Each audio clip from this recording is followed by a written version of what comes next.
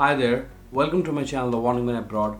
I'm your host Asim Bhardwaj with another video on Singapore's Safe Travel Pass, Vaccinated Travel Lanes.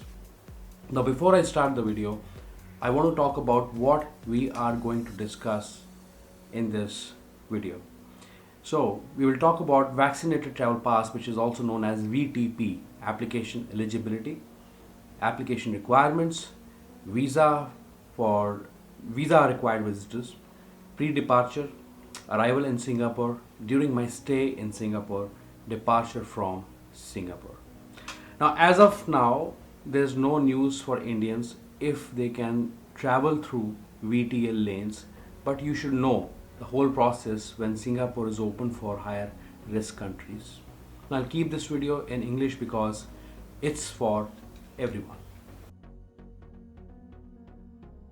Now, in order to enter Singapore via VTL, a traveler who is not a Singapore citizen or permanent resident must apply for a vaccinated travel pass with effect from 1st of September, and your travel time period will start from 8th of September for entry into Singapore from 8th of September 2021.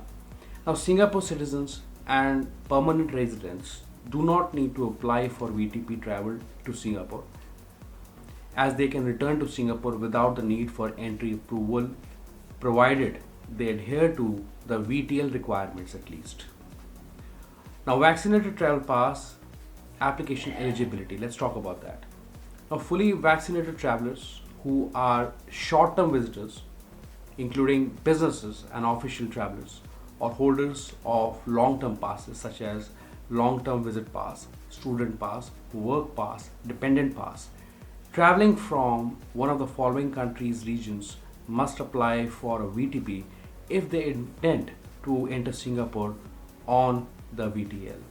What are those countries? Brunei, Darussalam, and Germany as of now, till date. Now, travelers must have been fully vaccinated in their VTL country region of departure or Singapore.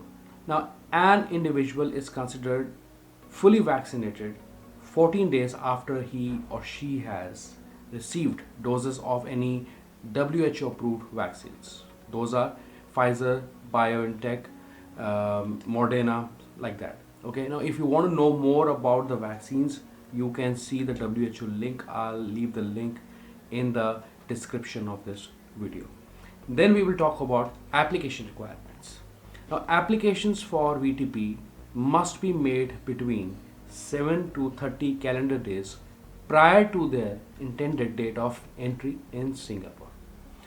There will be no charge for each application. Link for that would be given in the description. That's, by the way, eservices.ica.government.sg. I have already shared that link in my previous videos as well. Anyways, fully vaccinated travelers must upload the QR codes of their vaccination certificates if applicable, and prepay for their post-arrival day 3, day 7 COVID-19 PCR test at the point of application. Now, visa. Visitors who require a visa to enter Singapore must separately obtain a valid visa. Okay? Visitors are advised to do so after receiving their VTP approval and before departing for Singapore. Alright. Now, such visitors are encouraged to apply for their VTP early. Information on visa requirements and application can be seen in the description, which I'll leave in the link. By the way, it's eservices.ica.government.sg. That is it. Now let's talk about pre-departure requirements, what you should have, what you should know. Travelers must undergo a COVID-19 PCR test within 48 hours before their scheduled departure, and a test result certificate must be obtained in English stating the following, like a negative COVID-19 PCR test result, the date and time when the COVID-19 PCR test was taken, what it should have actually, right? This is what we are talking about. The name of the testing institution conducting the PCR test, and then you can book your flights. Now let's talk about flights here in the pre-departure requirements. Now, book a ticket on a designated VTL flight. Now, please refer to the respective airline's website for details, which I'll leave it for you in the description. Confirm your bookings through airlines. Vaccinated authorities are not responsible for it. This is very clear. This is a disclaimer. Now, what airlines are currently flying for these two countries' regions? Royal Brunei Airlines. For Brunei people, Royal Brunei Airlines and Singapore Airlines. And for people from the Germany, Singapore Airlines and Lufthansa, which is the national carrier of Germany. Now, what matters apart from this? Travel history. Now, travelers to Singapore must have only been to their country, region, or departure and or Singapore in the last 21 consecutive days before departing for Singapore. Now, apart from this, you would need a travel insurance. That's mandatory.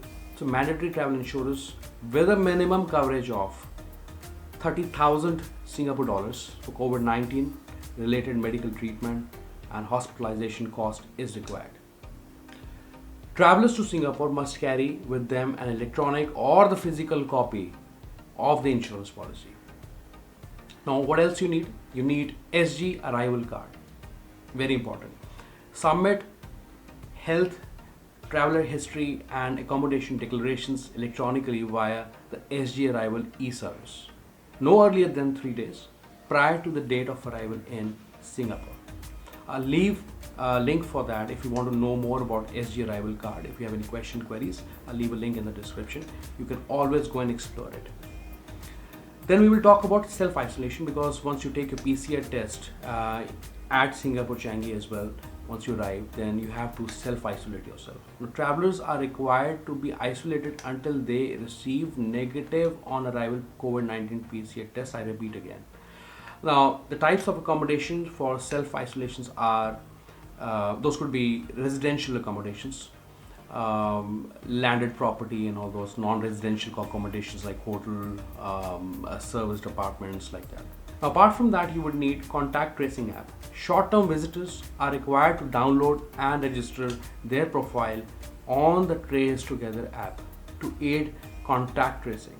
So those unable to use a mobile device due to a certified disability or special need, they can go for TraceTogether tokens.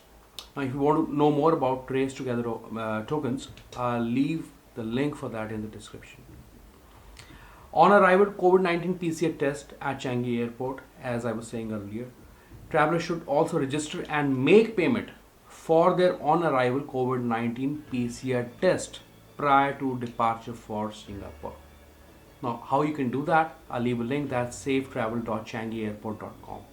Link would be given in the description. Then we will talk about day of departure to Singapore. Check-in at departure airport. Travelers must present to the airline staff what are those things? A valid VTP, electronic or physical copy for the specific period of entry into Singapore. That's at the immigration, okay, of your country when you're traveling to Singapore. A valid vaccination certificate, electronic or physical copy. A valid pre-departure COVID-19 PCR test result certificate. In addition, short-term visitors must present a valid visa. Okay, a mobile device with TraceTogether app already downloaded, installed, and their profiles must be registered at that point of time. Now, once you arrive, upon arrival in Changi Airport, travelers who need to purchase Singapore dollars, SIM cards, or miscellaneous things, or mobile phones must do so in the airport transit area. All the facilities would be given to you. Because why? Travelers are required to leave the airport immediately after their on arrival COVID-19 PCR test to isolate in the declared accommodation until your test results are confirmed or negative. Then comes immigration clearance. Now, at arrival, immigration in Singapore, all travelers must present documents which we discussed earlier. What are those again? I'll repeat for you. A valid VTP for the specific period of entry into Singapore, a valid vaccination certificate, a valid pre-departure COVID-19 PCR test result certificate. Okay. In addition, short-term visitors must present a valid visa for visa required passport holders, an electronic or physical copy of your travel insurance policy with minimum coverage of 30,000 Singapore dollars, right? This is what we talked about earlier. and then a mobile device with your TraceTogether app downloaded with the profile registered on it.